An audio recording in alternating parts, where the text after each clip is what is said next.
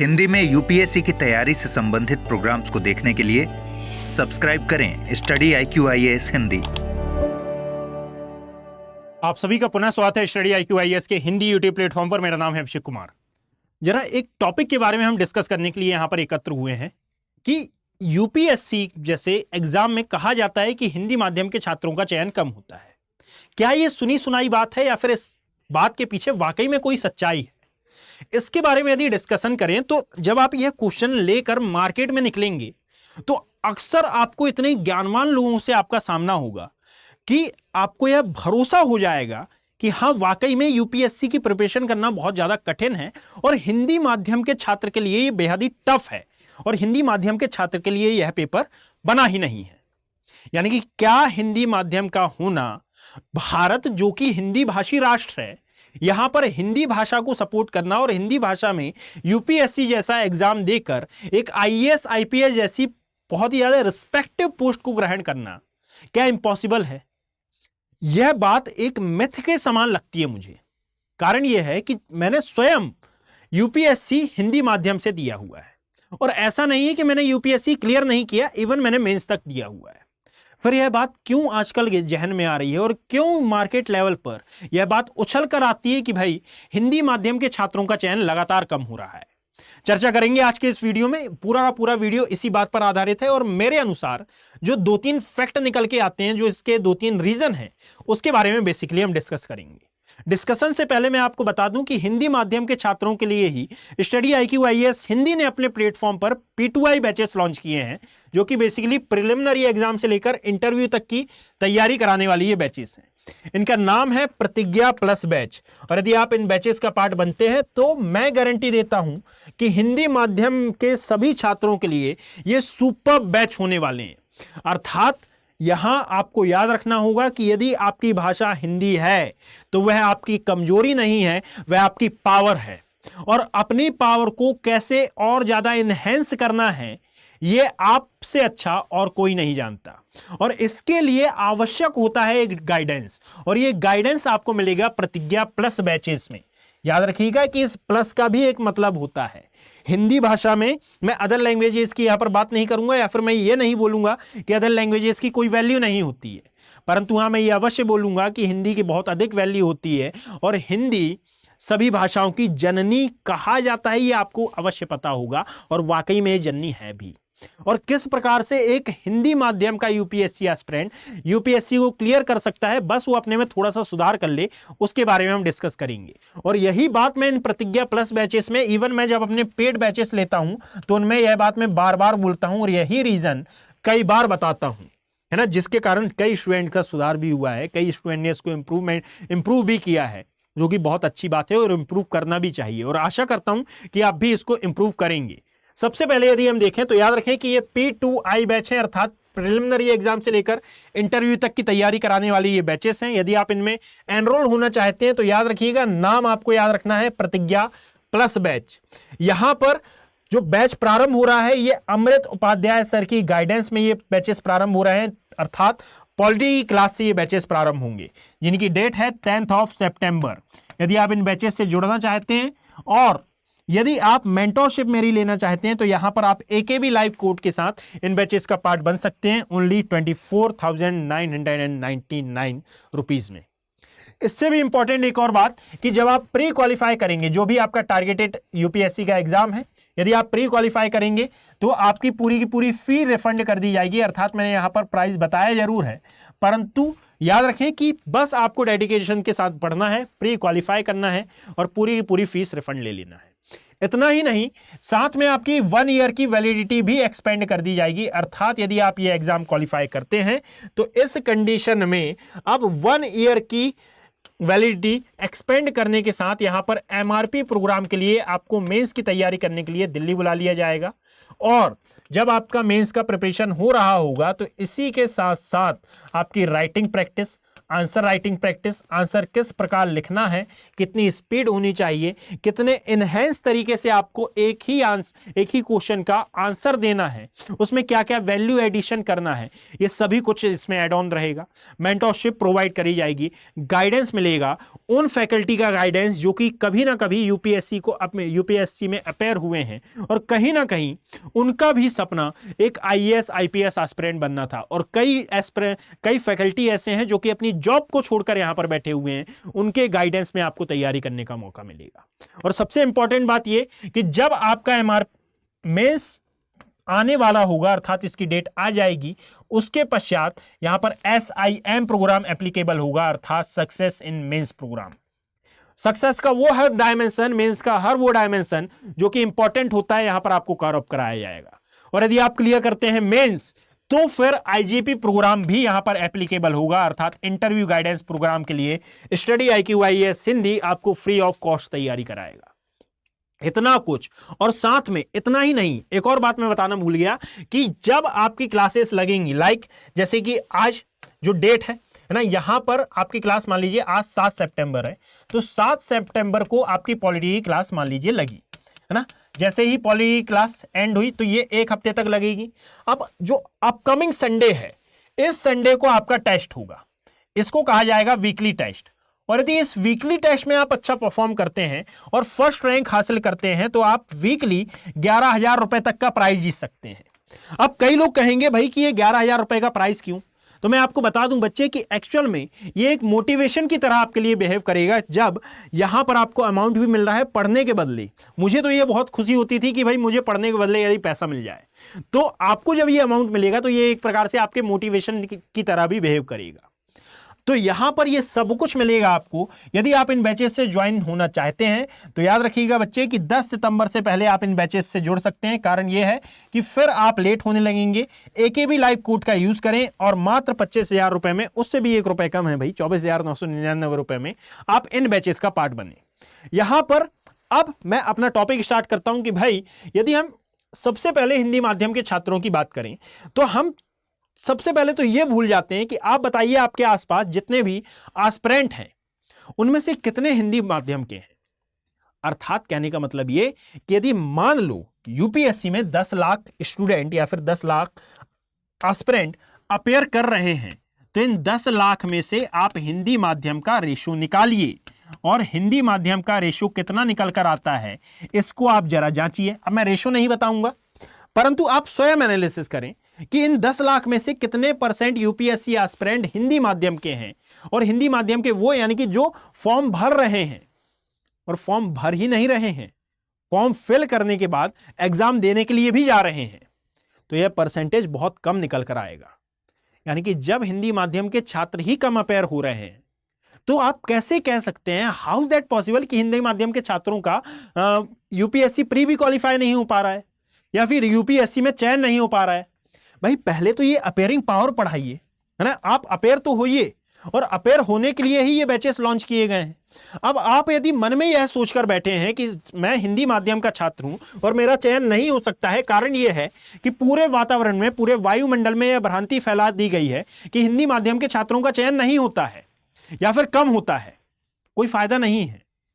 और दूसरी सबसे बड़ी बात है कि जरा आप सोचिए कि आप जिससे ज्ञान लेने के लिए गए हैं, मेरी बात हो सकता है आप में से कई स्टूडेंट को बुरी लगे, परंतु यह बात बताना मेरा फर्ज है। दैट इज वाई मैं यह बात बिल्कुल क्लियर बोल रहा हूं कि आप जरा बताइए कि आप जिन भी व्यक्तियों से पूछ रहे हैं कि क्या मैं यूपीएससी कर सकता हूं, या फिर बताइए यूपीएससी के बारे में आप मुझे बताइए XYZ जो भी आप जानते हैं, क्या उस व्यक्ति ने कभी यूपीएससी की प्रिपरेशन की है?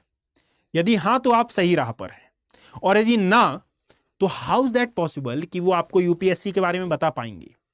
और यदि बता रहे हैं और यदि वो नेगेटिव कमेंट कर रहे हैं, तो क्या मैं ये ऐसा नहीं बोल सकता कि वो सुनी सुनाई बात बोल रहे हैं? और यदि वो सुनी सुनाई बात बोल रहे हैं और आप उनकी सुनी सुनाई बात पर यकीन कर रहे हैं, तो या तो कहने वाला बेवकूफ है या फिर सुनने वाला बेवकूफ है। हो सकता है आपको ये बात गलत लगे, परंतु यह बात आवश्यक है आपकी बुद्धिमत्ता को जागृत करने के लिए कि सर आपके शरीर में ये जो 100 मिलियन न्यूरॉन्स हैं जो हरदम काम कर रहे हैं, आप इन न्यूरॉन्स का प्रयोग किए बिना सामने वाले की बातों में आकर कि भाई यूपीएससी टफ होता है और हिंदी माध्यम के छात्रों का रिजल्ट नहीं निकलता है, यूपीएससी नहीं क्वालिफाई होता है, इस भ्रांति में आकर आपने अपना कैरियर ही बदल लिया।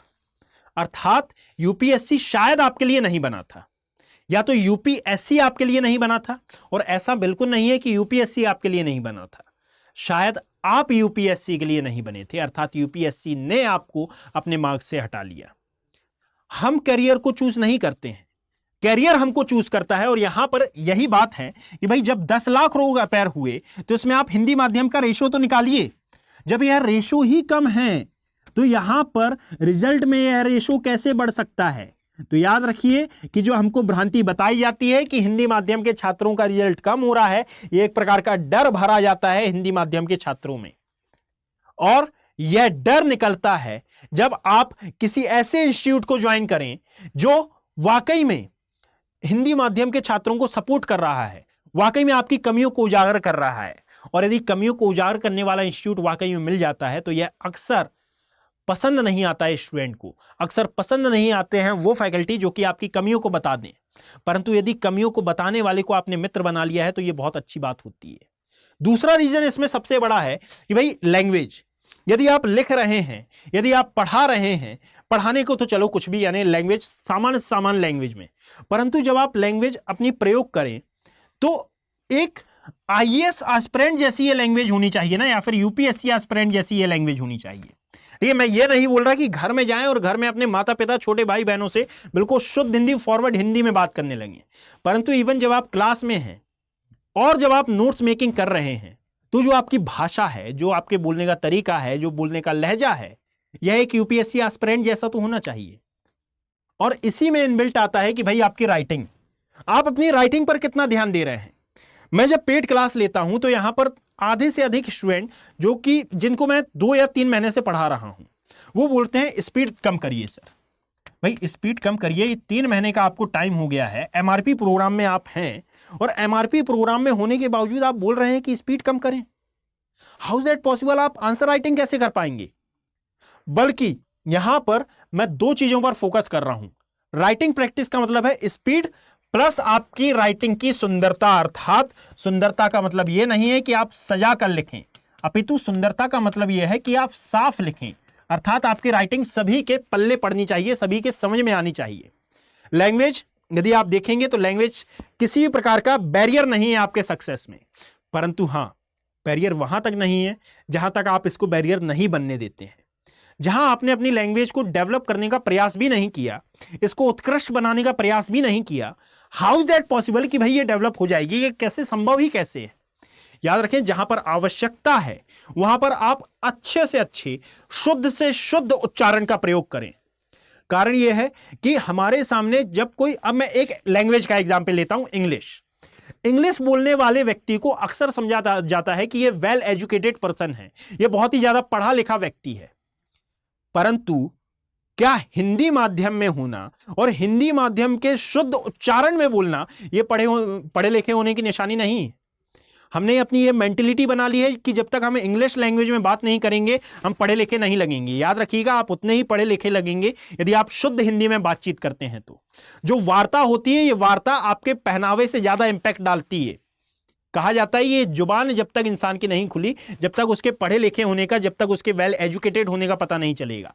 और यही लैंग्वेज को सुधारने का प्रयास आपको करना है कि आप इस लैंग्वेज को कैसे वेल मैनर्ड बना लेते हैं। अर्थात एक शब्द में यदि कहा जाए तो आपकी लैंग्वेज ही आपके उत्कृष्ट भविष्य का जरिया बन सकती है। कारण यह है कि जब लैंग्वेज अच्छी होगी तो आपके ख्यालात में जो वोकैब्स आ रही हैं, जो शब्दावलियां अंतर्निहित हो रही हैं, ये बहुत ज्यादा अच्छी होंगी। और जब आपकी लैंग्वेज अच्छी होगी तो आपकी जो शब्दावली है, इसमें शब्दों का चयन करते भी आपको बहुत बड़े अच्छे से, बड़े ही उत्कृष्ट तरीके से आ जाएगा। और साथ में शब्दों को चुनकर बोलना, शब्दों को जमा कर बोलना और उत्कृष्ट शब्दों का चयन करना, यह बेहद इंपॉर्टेंट हो जाता है यूपीएससी जैसे एग्जाम में। कारण यह है कि यदि आप इंग्लिश के वर्ड देखेंगे तो इंग्लिश के वर्ड बहुत हाइपोथेटिकल हमें लगते हैं, खासकर यूपीएससी की जर्नी में। आप करिए ना वैसे हाइपोथेटिकल वर्ड्स का प्रयोग, आप करिए यदि आप इतनी देर से मेरी भाषा को थोड़ा ध्यान से सुन रहे होंगे तो आई थिंक आपको समझ में आ रहा होगा कि मैं किस प्रकार की शब्दावली का प्रयोग करने के लिए आपको बोल रहा हूं। और यदि आप नहीं समझ पा रहे हैं तो एक बार वीडियो को रिमाइंड करें और दोबारा से सुनें कि मैं एक्चुअल में किस प्रकार की शब्दावलियों का प्रयोग करने के लिए आपको बोल रहा हूं।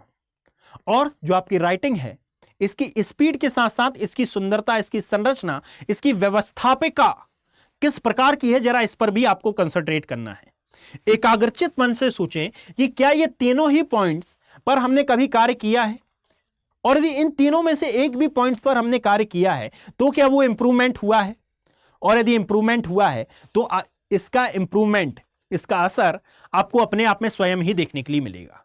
और ये तीनों ही बातों का ध्यान रखा जाता है इन प्रतिज्ञा प्लस बैचेस में।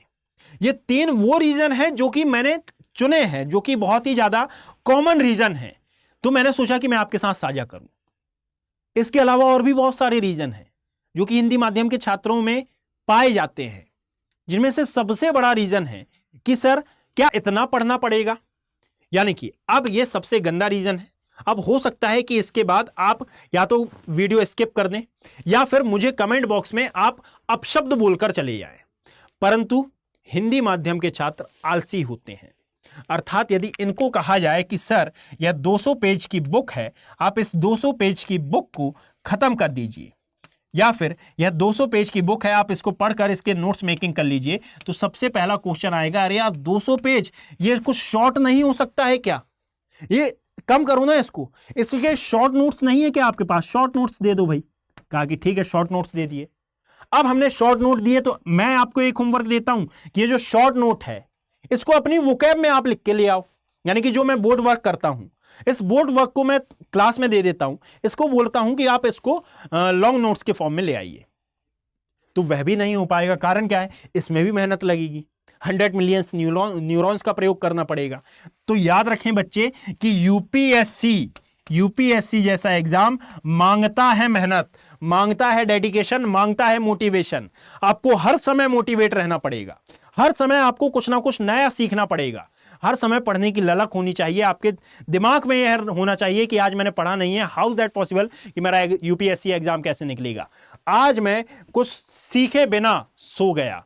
विवेकानंद सर की एक लाइन है कि यदि आप एक दिन भी स्वयं से बातचीत नहीं करते हैं तो आप यह बात मानकर चलें कि आपने विश्व के एक बुद्धिमान व्यक्ति से मीटिंग छोड़ दी है। इसका अर्थ है कि विश्व का यदि सबसे बुद्धिमान व्यक्ति कोई है तो वह आप ही हैं, और यदि आप अपने आप से बातचीत नहीं कर पा रहे हैं तो फिर यह बहुत ही ज्यादा संकट का विषय आपके लिए साबित हो सकता है। तो पहले आप अपने आप से बातचीत करना सीखें।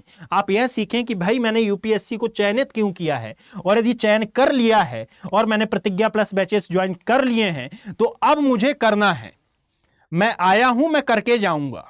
तो अब यहां पर आपकी रिस्पॉन्सिबिलिटी बनती है कि आप कैसे प्री क्वालिफाई करते हैं और कैसे अपनी फीस रिफंड करते हैं। और इस सभी में, इस पूरी की पूरी जर्नी में ऐसा नहीं है कि स्टडी IQ IAS हिंदी, चाहे मैं हूं या फिर चाहे और कोई फैकल्टी हो, जिसको जो भी आपका फेवरेट फैकल्टी हो, जिसकी भी बातें आपको अच्छी लगती हों, आप उन्हें लेकर चलें, वह आपके साथ नहीं होंगे, ऐसा बिल्कुल नहीं होगा।